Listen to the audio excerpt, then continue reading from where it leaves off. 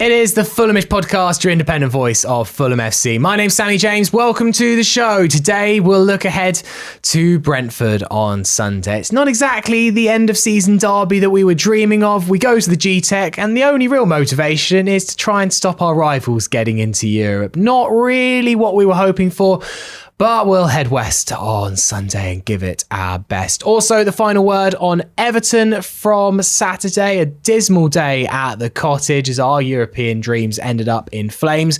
We'll also discuss Fulham's new Riverside stand. Caviar and champagne are apparently the C words on everyone's lips, according to a certain CEO.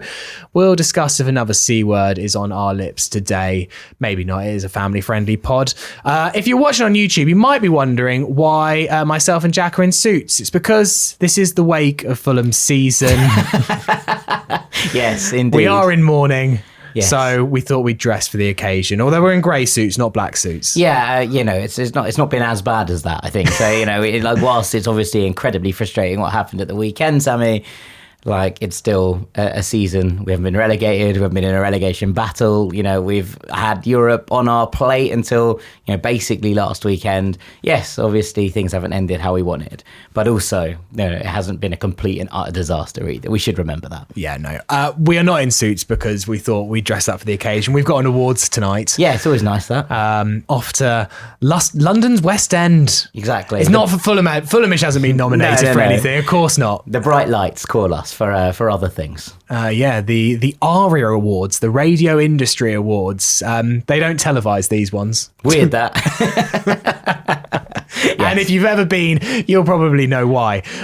Anyway, we're going to have a fun night. How are you? Yeah, I'm good. It's been a frustrating, obviously, few days following this because you wake up and you're like, yep, we're not going to be going. And obviously covering all of the other, European leagues for ranks and things like that. I've been discussing all of the other teams that are having loads of fun, like Celta Vigo are potentially going to be in Europe, and I've been really excited about it.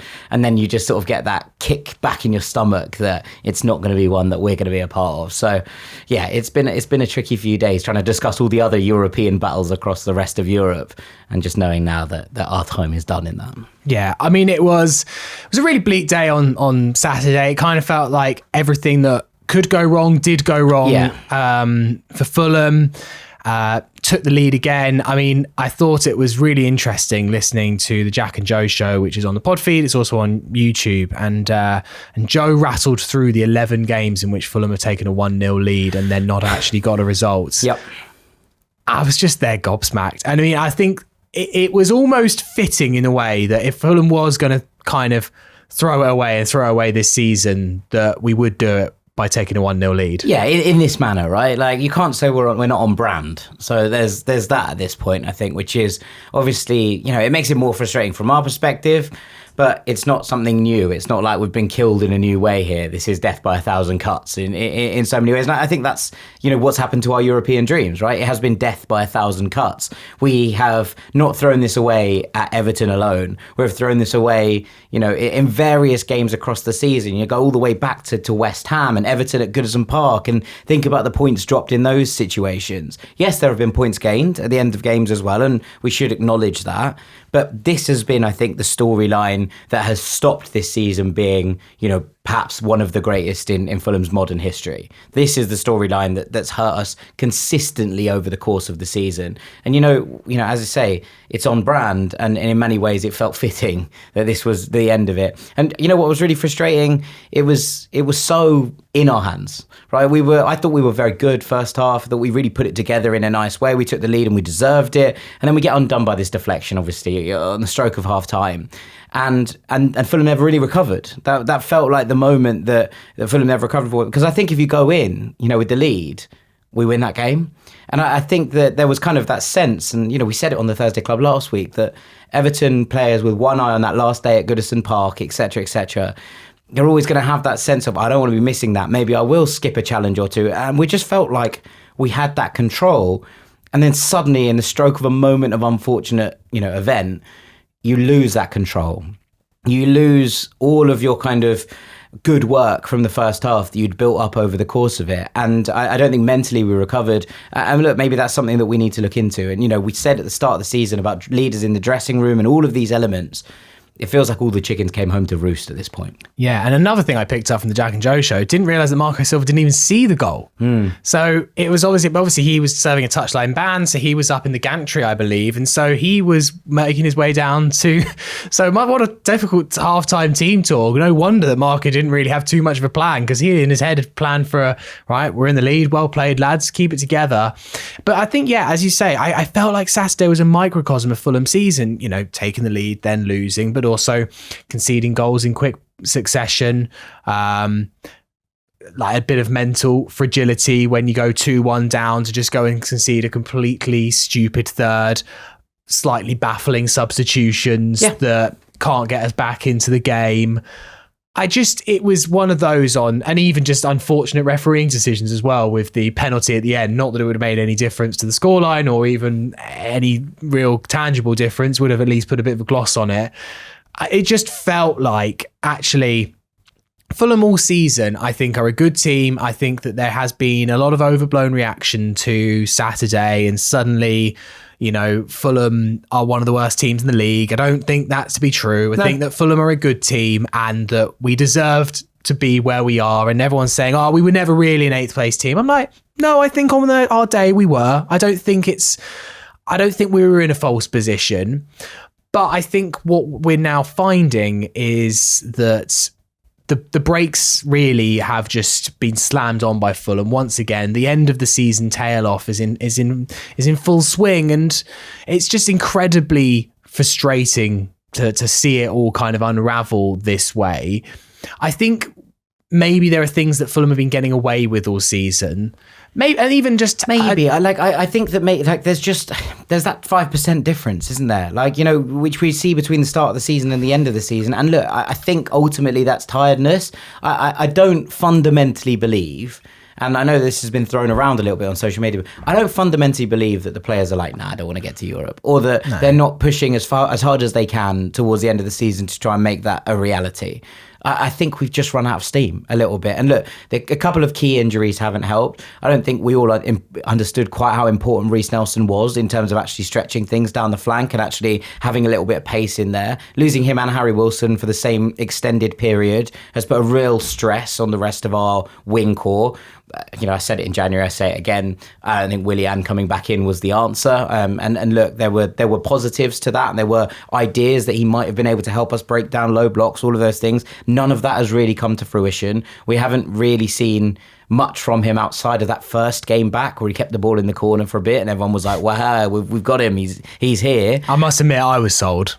Yeah, I just think that we needed a bit of explosivity in the January window. We needed a little bit of pace to cover for the players that had kind of gone out at that point. Of course, Fulham couldn't understand the second setback or like plan for the second setback that Reece Nelson had. But equally, I think that you've got to try and improve and make the squad better when you have an opportunity when it comes to that point of the season, especially given that the cup wasn't done for us at that point either. There was the real possibility of a cup run. I think we've let ourselves down slightly in the January window, but equally, there is that sense of, would you rather Fulham exploded out of the traps and were comfortable and in these positions in the first place, or that we had a really good second half of the season and we were pulling ourselves away from relegation and end up in the same place? From a kind of personal keep my heart out of my mouth perspective, I think I'd rather the former, and we've had that now for 3 years. Yeah. And look, I mean, teams do follow trends, right? And Fulham's does seem to start very well. I mean, it tends to be we have very strong January, February, Marches and then tail off into April and May when something gets cooking. There have been lots of unfortunate things. I strongly believe that without the injury to Rodrigo Muniz, I think that Fulham probably pick up some points somewhere that would have kept us in this race. Fine, yeah. I don't think it's a coincidence. But equally, there's probably a point to be made there on the same point that if Fulham do not trust Carlos Vinicius, and that's fine, like Carlos Vinicius had his moment and it felt like he was being kind of bombed out of the squad, and then suddenly he's being asked to come on and do things and change games. That's one, not fair on him. And two, like, there is an element of this, and I know people will be like, well, he's being paid his wages, he can come on and do his job, fine. But like, you can't just walk into a side and suddenly be, the player that they're hoping you to be if you haven't had minutes all season long. Yeah. Like, is there then a point that if Fulham are going to play with this operation with 2 strikers there, do we need a third or a backup or someone coming through from the youth academy that is going to be able to play that role and change things as well? And so I suppose that's an element of squad planning as much as anything else. Yeah, we need to use the youth more. I think it's much easier to, third choice strikers, we've talked about it a lot, being third choice striker at Fulham is not an attractive proposition to many people. No. I think even, okay, of course, I'm sure there would be strikers in League One or League Two who would love to be third choice Premier League striker. But even so, it takes a certain kind of person to want to be the backup to the backup. But that's especially when we play with one. Yeah. If you played with 2, then slightly different. Yeah, but there are obviously Callum Osman has been banging them in the academy. Could he have been an option instead of Carlos Vinicius if you don't trust him? I think we're getting quite into the minutiae of Fulham here, and I think there's plenty of the time in the summer to look back at it. It is over though. We said it, right? We said before the Everton game, even if we drew this game, we will concede. Europe is not happening. Yeah. And look, Bournemouth lost to Aston Villa. That was something that went in our favour. Both Brentford and Brighton got victories away at Ipswich expected and victories, Wolves. fine. Or maybe Brighton slightly less so, but expected victories. That was the point. It was about staying in touch, and I think that was it. It wasn't like if we'd won, we would have suddenly been 8th, and it was all in our hands again. It was about staying in touch to potentially give ourselves the possibility of doing so, and we haven't. And so, thus, as you said right at the top of the podcast, it's fine. We just, it's hands up now. That's done and dusted. The European dreams of February and March are to be laid by the wayside until next season, hopefully.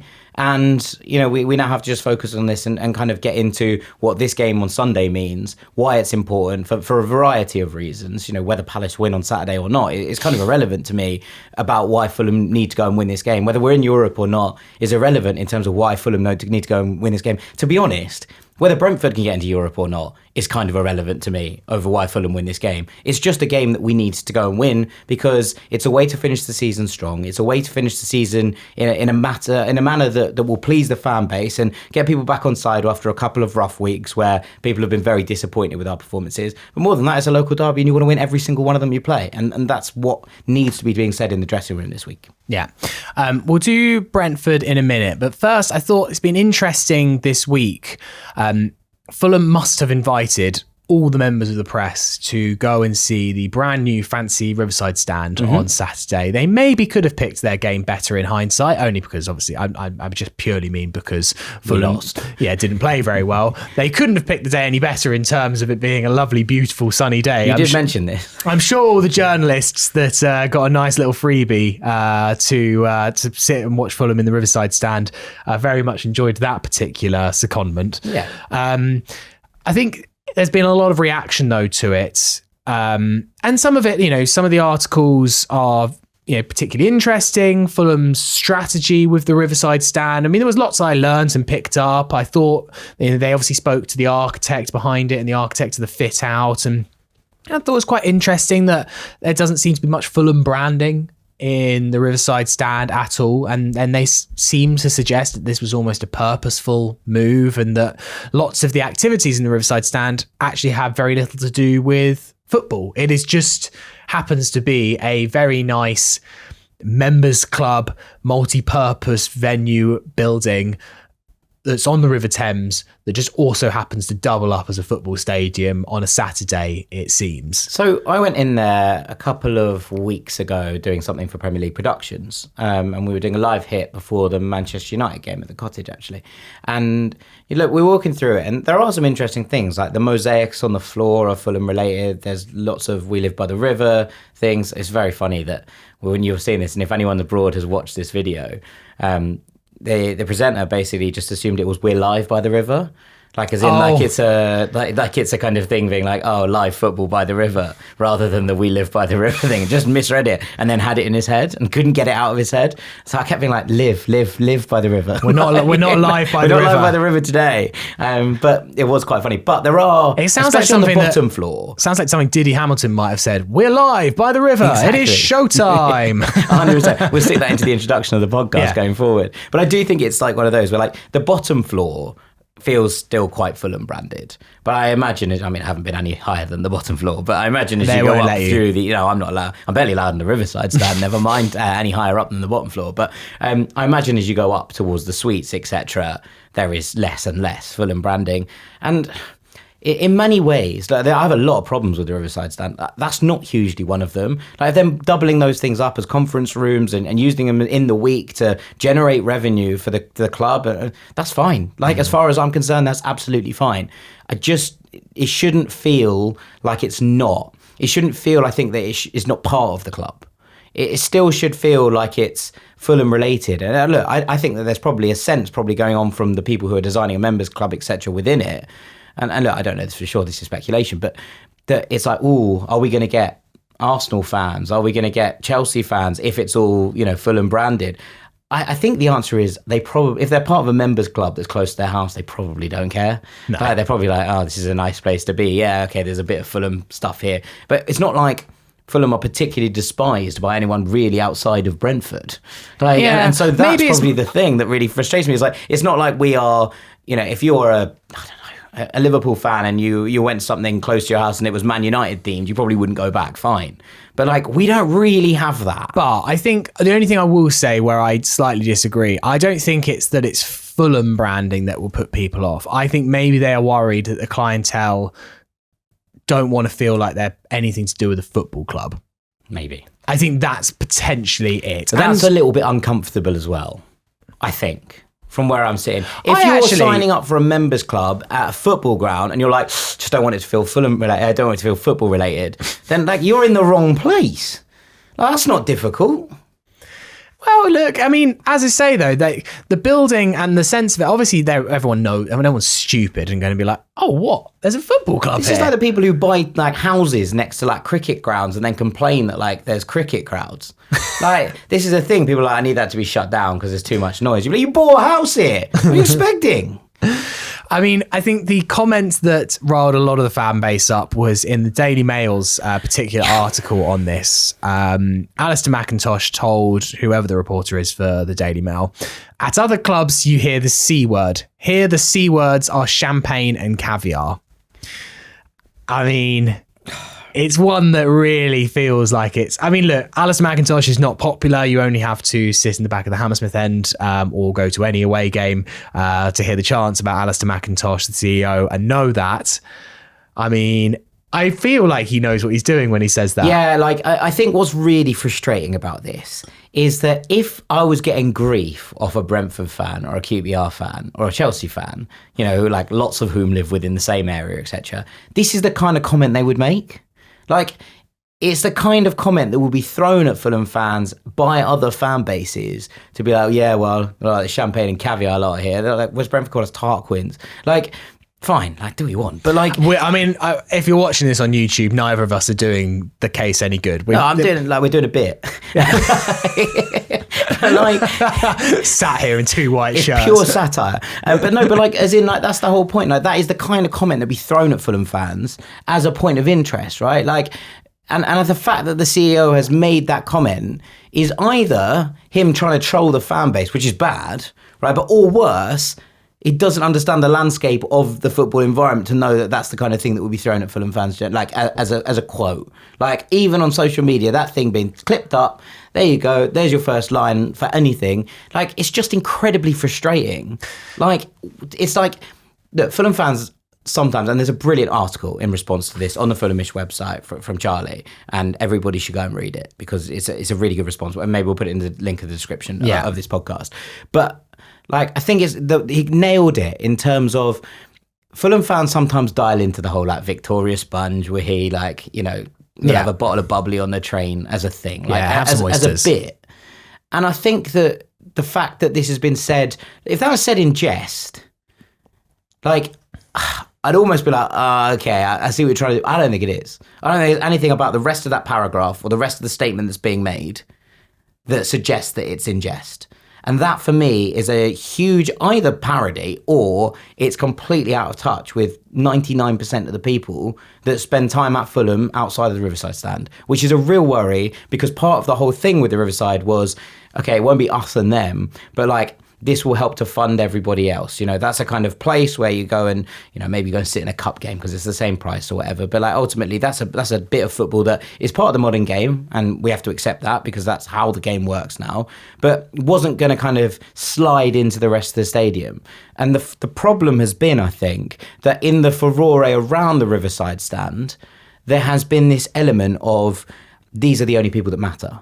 And you go back to various decisions over the course of this season, the ticketing debacle for Chelsea away, where it was about getting new fans into a game. Chelsea away, that's the game you're picking on Boxing Day. Like, thinking about this from those kind of perspectives, I think is the real worry, because at some point the rest of us get left behind. And that's, I think, the thing that worries me most about these kind of comments. Look, I think it's like having a family joke and then someone else tries to get involved. You're like, whoa, don't be insulting my brother. I can do that. But and it's that element of, we sometimes, people take a picture on the train, and there was the famous one from earlier this season of, I think, going up to Leicester City, of someone having oysters. Hilarious. Like, it was really, really good. And we all kind of buy in on the joke. It winds everyone up on social media. It's a little bit of fun. And I actually think it's a good thing that Fulham fans have kind of like... It's a bit. We've dialed into the joke. But I think what Charlie's article, here's just an excerpt from it. It is on the Fulhamish website. I work a minimum wage job. My dad's a taxi driver and we live in a North London flat. Our wages and free time are built around Fulham FC. It's our escape. We certainly don't pop champagne and eat caviar. And I think when there has been this constant, it feels like us versus them debate at Fulham. It's been going on since 2019 that we've been moaning about prices, and some might argue even longer than that. And so when I think you get the CEO of the football club, who is getting most of the ire, saying this, and I don't believe with a hint of irony. No, I don't either. I mean, look, maybe he's trying to impress the kind of people that want to spend £20,000 on a luxury box at Fulham, and maybe the kind of people that spend £20,000 are a little bit worried about being associated with a football club. So maybe you could argue, devil's advocate, that's what he's trying to do here, and this was not words intended for a Fulham audience. But if you put out an article about Fulham, it's going to be read by a Fulham audience. That's so short-sighted if that's the case. I agree with you. I think that if you are playing devil's advocate, you can make that argument. But the idea that that's not for a Fulham audience is the most short-sighted thing in the world, because what do most Fulham fans do? Well, they read about the club. When an article comes up about the club, they'll read it. So the idea of putting that in... So if you did this in, I don't know, Business Digest, maybe... maybe, or it went out in... Bloomberg. Right, fine. I don't know these articles because I don't read them, but that's the point, right? But if you're putting it out on a load of papers that write about football and that have football journalists going to these events to actually write these pieces... Well, you put it in the Daily Mail, you can hardly expect it not to be picked up by the Fulham fan base. That's what I mean. So, if you're going to try and use this to get that audience and attract that audience, you're probably putting it in the wrong place to begin with, which is kind of wild for someone who's supposed to be in charge of the business aspect of this. So if that is the devil's advocate argument, it doesn't stand up, because... Do you think that just random people reading the Mail are that sounds like a bit of me? That's not the kind of article that has been picked up in those kind of circles to even put them in that conversation in the first place. I think a lot of what they did on Saturday was very smart. I thought it was smart to invite all the journalists and show them around, and they probably do need to sell hospitality packages, and wow, what a great advertisement they got effectively for free from all the major public. Literally everyone did it. The Guardian did it, the Times, Alison Rudd from the Times went round. I saw Nizar Kinsella from the BBC went round. Obviously this one for the Daily Mail we're talking about, and I think there was 3 or 4 others. Really smart. They've got amazing advertising. They need to sell hospitality packages. We have always said the exact same thing. None of us mind what you charge. If you manage to find someone that wants to spend £20,000 on a Michelin star season ticket, be our guest. Literally, that pays for Sasha Lukic's wages for a few days. Fantastic. Brilliant. Everyone's just delighted. It should be used, and there was someone in one of these comments that said you cannot have Premier League football and cheap tickets. Yes, you can. Yeah. You can have some cheap tickets. You can look after loyal fans. It is possible. It is also possible to cater to this audience that want to spend the money, and that's fantastic. And no one is trying to deny them a place in the club and isn't trying to deny the club the opportunities to do that. But I think when it comes from the CEO, who has been at the centre of all of this anger, to then say that, which is not representative. And yes, Fulham fans use it as a joke, but Fulham has a hardcore working class support. Always has, from the suburbs. Most Fulham fans are not from Fulham. They are from New Malden and Rains Park and Esher and Surbiton and that A3 corridor, which is nowhere near as affluent as the place that it just happens to be where our football club is. But also, like, as in, like, I would go far closer to home. What about the Fulham Palace Road? What about the estates down the Palace Road? What about the bits of Putney on the way down, you know, towards Roehampton and all of those areas? That's also Fulham core support, because the closest club to loads of those places is Fulham. Like, all the way down, you know, I'm on the kind of very, very edge. I'm on the kind of crossover period between Fulham, Brentford and QPR, like growing up in sort of Acton way. Like, that's the middle bit of it. So that's fine. But that's the edge, right? Like, coming back towards Hammersmith then, you're talking about people whose closest club is Fulham, all the way through to people in sort of Roehampton. And you know, by the time you probably get down to Barnes and whatever, then suddenly you're into sort of crossover Brentford territory. Fine. But like, that's a lot of different areas that are somehow put into this kind of homogenous block of Fulham. And like, even loads of Fulham is not kind of this one bit of the King's Road that everyone seems to dial down on. Like, arguably, if you were going to make this argument, you'd make it about Chelsea in itself, right, rather than Fulham. Yeah. And I think that sometimes is lost in the idea of like what this is.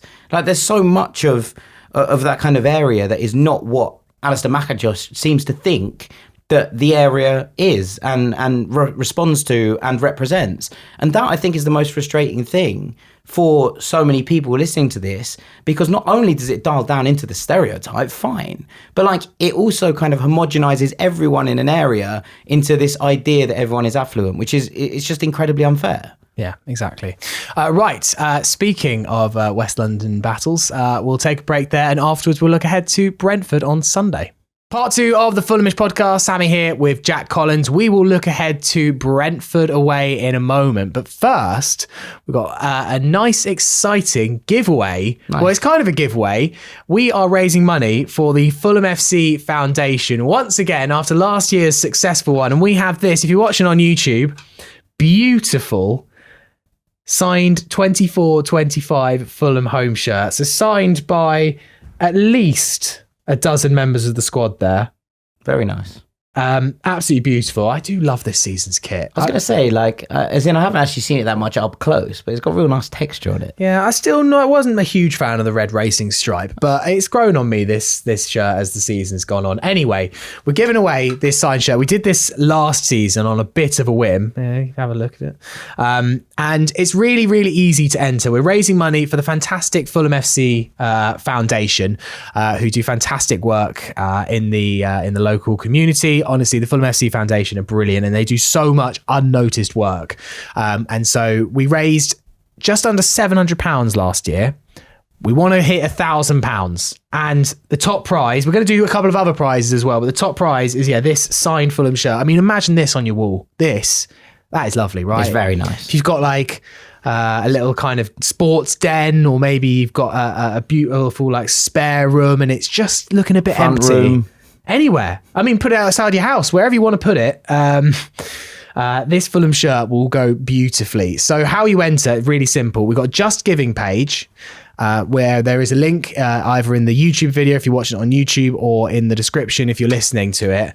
And all you've got to do is donate a tenner. £10 per entry. So if you go on to Just Giving and donate £20, you get 2 entries into the draw. We did this last year. A lovely guy called Brock won a signed shirt. He sent me a photo. He put it up in his office. He was really, really chuffed with it. So £10 an entry. Head to the Just Giving page. That excludes gift aid. Please include gift aid if you're a UK resident and a taxpayer and all the usual stuff. But don't worry about gift aid. That's not included. £10 an entry. Make sure that if you do enter, you consent to giving your address. And also, if you're in the UK, we'll send it to you for free. But if you're outside the UK, we will need you to cover the postage of getting the shirt to you. That's the T's and C's. £10 an entry. You've got until mid-June to enter. And then once again, we'll do a ballot on the podcast. And we've potentially got a few other prizes as well, but they're not confirmed yet. So there's a few other things to win. I mean, look, you're giving £10 to a brilliant cause, and you've potentially got a good chance of winning this. And like I don't think there's a single person listening to this, unless it's a Brentford fan, in which case go away. But if you're a Fulham fan listening to this, there's no way you do not want this signed shirt, because it's absolutely beautiful. And a really beautiful bit of memorabilia. There's some good signatures on here as well. Like we got a Raul, there's an Iwobi, there's a Tony Robinson, there's a Rodrigo Muniz. There's lots of nice signatures. Who's that? Is that Marshall Goddo? That's Marshall Goddo. Yeah, I'd say that's... Is that Sanderberg, 15? Yeah, that'd be Sander. So, Harrison Reed here at the bottom, number 6. That's Adama Traore with the 11. Yeah. Some good signatures on here. This is something that you're going to want. So, yeah, head to the Just Giving link, give a tenner. At worst, you've given a tenner to charity. At best, you win a signed shirt. Wonderful. Brentford away on Sunday, Jack. Look, we discussed at the top of the show that for Fulham, this doesn't really mean anything. I think it means everything. Yeah, I think, look, I know that I've seen some kind of lunatic ways that Fulham can get into Europe. Yes, of course it's possible, but like, I'm done. I'm done. Mentally, I'm checked out. I'm so checked out. I'm checked out on Europe. I'm checked in on this. Yeah. This is a game that I feel like we have to win for so many reasons, Jack. I think you nailed it beforehand, right? Of course, there is the possibility of Brentford getting into Europe. And the more I've thought about it, like if they do, they do. If they go to get into Europe, they've won 7 games in a row. And that is more than just beating Fulham that means they will get to Europe. Obviously, it would be incredibly frustrating, but like it is what it is. Like that's I mean, they've been on a map. They've come from nowhere. I mean, they weren't. Another thing for the Jack and Joe show I enjoyed was when they said we might become 5th in a 3-horse race for Europe. yeah, possibly at this point. Brentford were definitely not in this race. They are more than in this race now.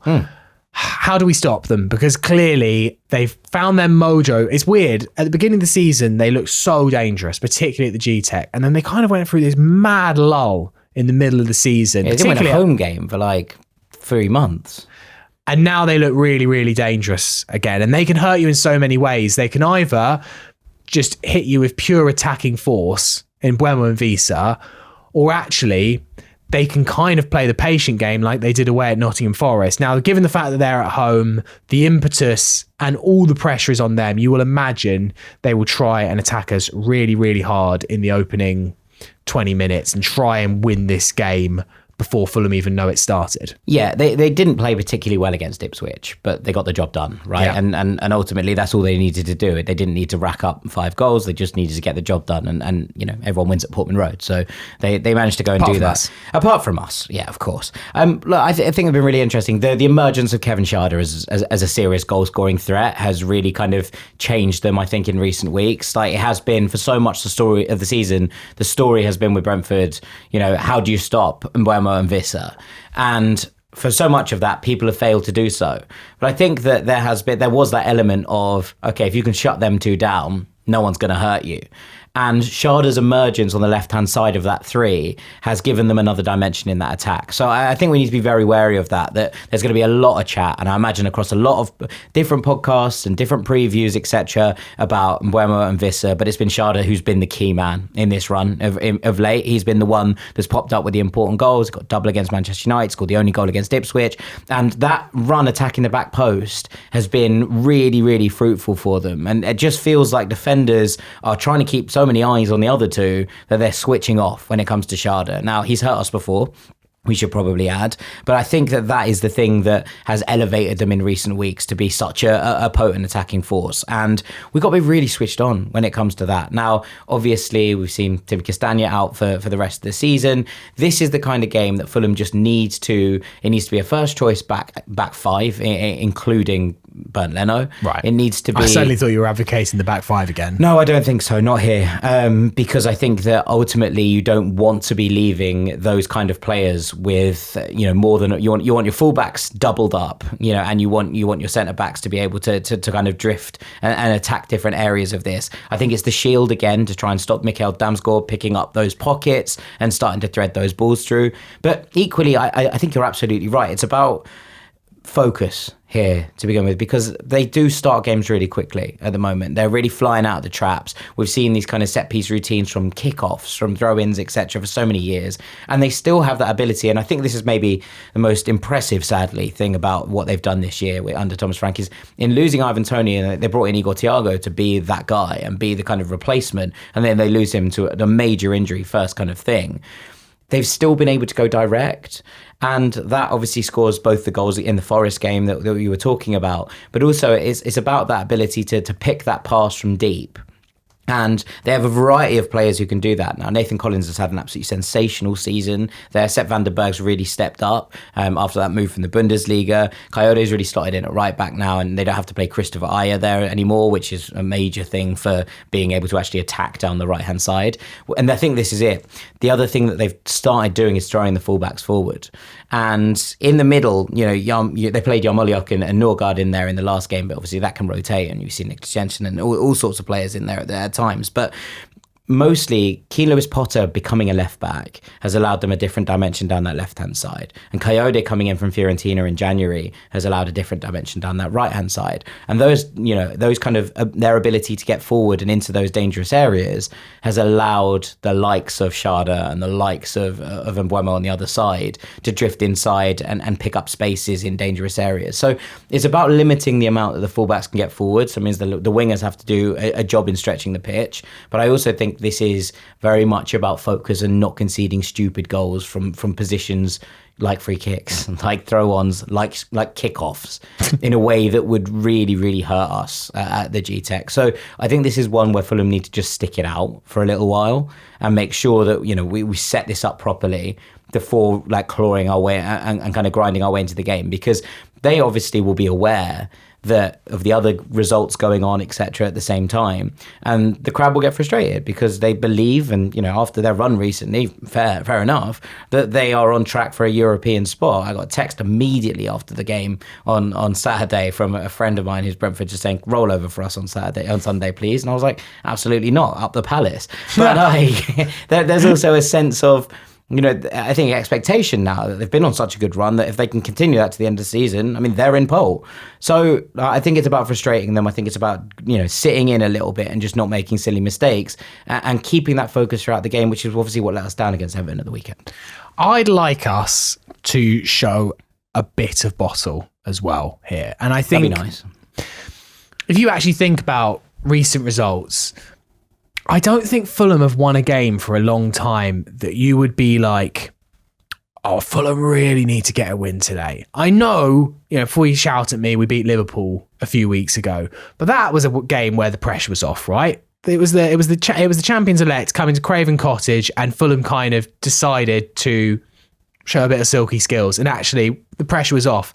Okay, we managed to get through the Southampton game, but if you're calling that if you're celebrating that, considering how hard we made it, we just about got there in the end. We celebrate the moment, not the actual performance. And you think about all the kind of crunch games, clutch games that we've had, the Chelseas, the Bournemouths, the Evertons, even going back to Palace in the Cup. It just feels like for such a long time that we've had these massive, massive games and Fulham just haven't quite delivered. Now, actually, in this one, maybe it will suit us. The pressure is off. We go in as underdogs, which is kind of wild. Slightly. And I really hope that we play up to that.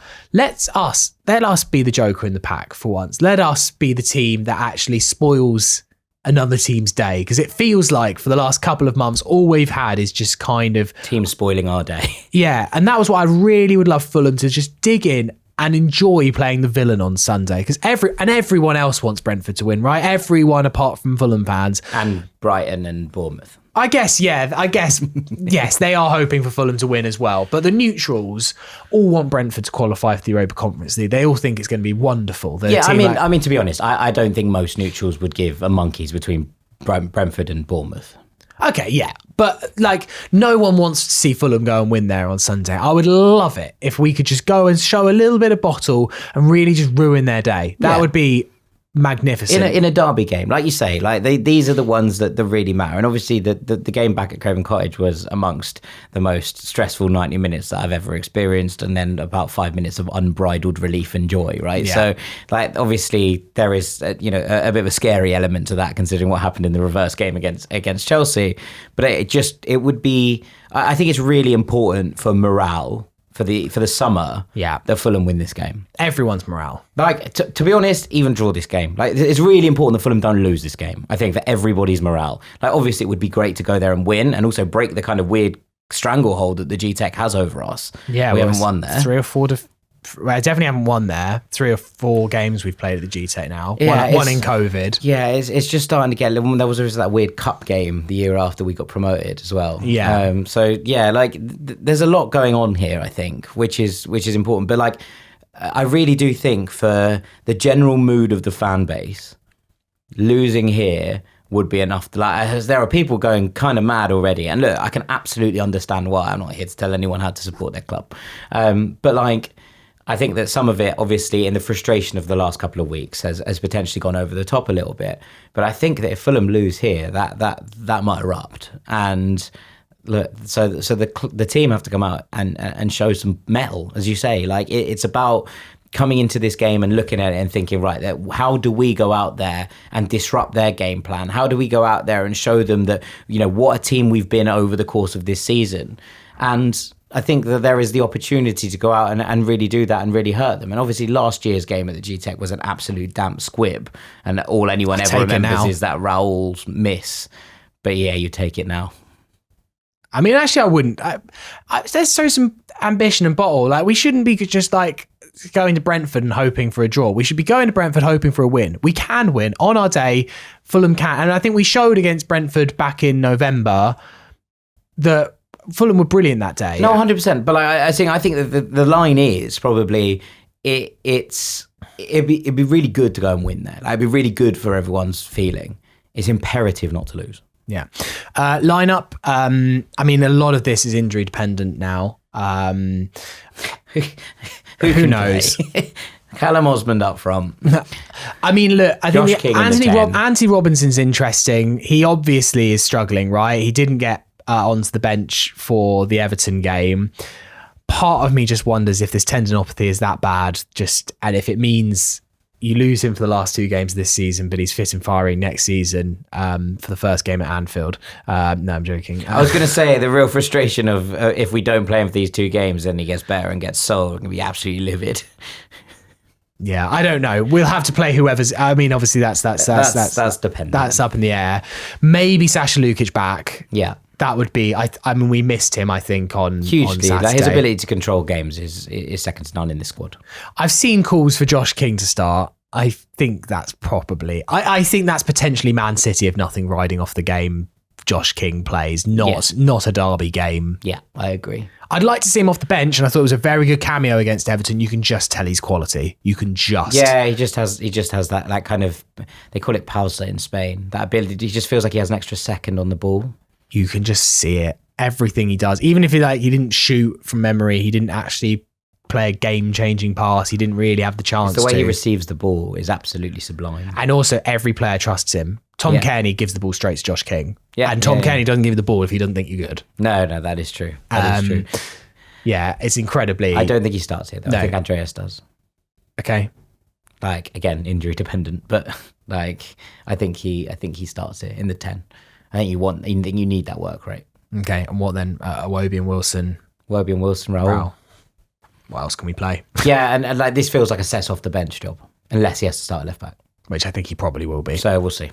Yeah, and that's another stifling option, is having to play Sess at left back. Yeah, because it robs you of another move, off the bench that might be a potential game changer. Yeah, but it is what it is. At this point of the season. It is what it is. A few emails before we head up and go to our awards. Nicholas Robertson says, "Hi, y'all." Guess what nationality Nicholas is? I am still fuming with how the end of our season has gone. In the podcast from this week, there has been blame pointed at Marco and the players. I do not think that we as a fan base have criticised ownership and transfer strategy enough. 2 of our biggest buys, Smith Rowe and Anderson, have either flopped or failed to impress, depending on your point of view. Our usual strategy of leaving transfers late meant that neither player had a proper pre-season. I believe that this strategy is why we almost never see signings flourish in their first season with Marco. Another failing that I want to highlight for our disappointing end of season is the lack of midfield depth. Yep. Jack Collins said last summer, why am I reading this? That we needed 2 midfielders, yet the club only bought 1. I should have read this email much more thoroughly before I read it. This left us playing Andreas in the pivot for way too many critical games. And it's not like the club has not spent money. Fulham had a net transfer spend of minus 22.75 million euros this season. The buys have either been flops, left too late, or in the wrong positions. Am I wrong in laying most of the blame at the ownership's door? Nick from Washington, DC. No, you're not wrong. Absolutely spot on. There's a couple of things. Run it back, play it again, Sam, etc., etc. And in the words of the Hives, hate to say I told you so. We have been so lacking in that midfield area, and it's been a real crucial bit of it. And I think I would go one further, and I said it earlier on in the podcast, not buying explosivity in the January, or loaning, I don't really mind at this point, but not bringing in explosivity in the January window has left us a little bit flat at the end of the season. And I think that the strategy that Nick points out here about bringing players in late does have financial benefit. There is an element of that, but equally it does mean that players don't get this proper pre-season, and it's why we're talking about, potentially Emma Smith-Rowe breaking out next season instead of the first season as a marquee signing. I think it's potentially a tad harsh on Joachim Andersen. I don't think he's been dreadful, and I can understand. I don't think Joachim Andersen's problem has been fitness either. No, I think the issue. Look, when Joachim Andersen came back in, I thought it was to address the lack of leadership in the dressing room. I don't think he's really established himself as a dressing room leader. Now, again, I'm only speculating in these areas, but at no point in any of the videos, etc., do you see Joachim Andersen being the guy that's standing up and cajoling and making people, and you don't really see it on the pitch either. No. So if that was the idea, which I kind of did vaguely understand, it doesn't seem to have translated into this group. It's not like a Kevin McDonald type figure where you could just tell he was the linchpin. And Zhao, whilst personality I don't think was much of a leader, Zhao was such a leader on the pitch. Yeah, people rallied to him. And I do think, as much as I love Sander Berger and Sasha Lukic, and there have been debates this season as to, are we missing Polinium out much? And quite often it's been no. I think in games like Sunday, they do not fall apart in the same way. No, like not with Zhao JP on the pitch. No, I think you're absolutely right. So I would say that to Nick as well. I think there's something to be said about leadership and roles within the dressing room that potentially hasn't been addressed there, but that's a discussion for another day. But I think it's completely fair enough. Look, I think you can kind of level criticism at various bits. The players haven't been good enough in recent weeks. Otherwise we would have won more of these games. It's not like we've been robbed of games by bad refereeing decisions. It's been our own fault at times. There have been bad management decisions made in terms of substitutions and starting 11s that have hurt us in various games. And also the squad is not deep enough and hasn't been in order to compete all the way to the end of the season. So I think that there can be blame laid at all 3 of those doors, but I think it's important to remember that, Nick, that point about the squad not being ready again, and whether Fulham can address that this summer or not. This one from Ben Nelson. This is equally depressing, but a good point. Hello, long time listener, first time emailer. Welcome along to the inbox, Ben. Another Fulham related podcast had a PSR expert on who was talking about Fulham's finances and talked about how in order to have a similar transfer window to the last 3 years, we will have to sell one of our big assets in order to afford it. I'd say our most financially valuable assets currently are Robinson, Muniz and Bassi, in brackets. I don't think any will command the same price as Mitrovic or Polinia though. Out of those 3, who would you most be willing to sell in order to get more bodies through the door? Alternatively, do you think we could sell a few of our smaller assets instead, such as Diop, Andreas or Wilson? I do think I have come round to the thinking that Andreas might leave this summer. I don't think it's the right move, but with 1 year left on his contract, I wonder if Fulham cash in. Yeah, I'm pretty convinced Andreas will go. I think he's you can tell he probably think wants a different challenge, and I think he's also at that point in the career where the next one is probably his last. So I can understand that. If I was making these decisions, I would be trying to keep Andreas. I think he's a really useful player to have around, and I think he's the kind of player that you need in the squad. But equally, I think they will look at Emil Smith-Rowe and the emergence of Josh King and say, well, we have players in there that can do that role, and potentially it frees up the avenues. So that I think will be something. Whether Marco likes that or not is a different question. But I don't think Andreas gets you the kind of, in terms of the finance. I think he gets you 20 odd million. Yeah. Maybe not even quite that. So I think I don't know if you have to sell one of those three. Although I think that the point is right, Ben, that actually if you were going to sell someone for sort of that kind of money, it's probably not even Mooney's. I don't think anyone's going to come in with a £50 million offer for Rodrigo Mooney's after the season he's just had. Like, I think it's probably only Robinson that commands that kind of fee. I think you might get a 30 million offer for Bassi or Mooney's. I think Bassi is a season or two. I think it's a season away from big money. I think Bassi is improving and impressing a lot, but I don't think he is the ready-made slot into a big club's defence. Yeah, also like that's it. I'm not 100% sure. And he's also been burnt slightly from the Ajax experience as well. So I don't think Bassi is quite at the I'm going to leave for a big club level. Robinson obviously is, right? Robinson is the only one who... He's like, yeah, as much as I'm not completely convinced that Anthony Robinson is going to leave. And like, there is an element of this that I kind of look at, and again, I've said this before, but I don't think he fits within the Liverpool price like model in terms of his age. I think they are far more likely at that price point to go for Milos Kerkez. It makes more sense from where I'm standing, especially if they're looking at signing Jeremy Frimpong on the other side. Like, I don't think it makes sense to have two speedsters down those kind of wings, right? There is an element of City that I think is maybe the most likely, but only if Pep goes back to using traditional fullbacks, which we haven't seen loads of from City over the past couple of years. United bought Patrick Dorgu in that position to play on wing back earlier on in the season, so they're not going to go and sign a £50 million left back at this point. Arsenal don't need one; they have loads of left backs. Like, Chelsea are not going to sign someone in that position. It doesn't make sense for them with Cucurella there wearing the armband, week in, week out. Like, I don't know where he goes. Like, I don't know what the option. I think if it's anyone, he goes to City. Villa.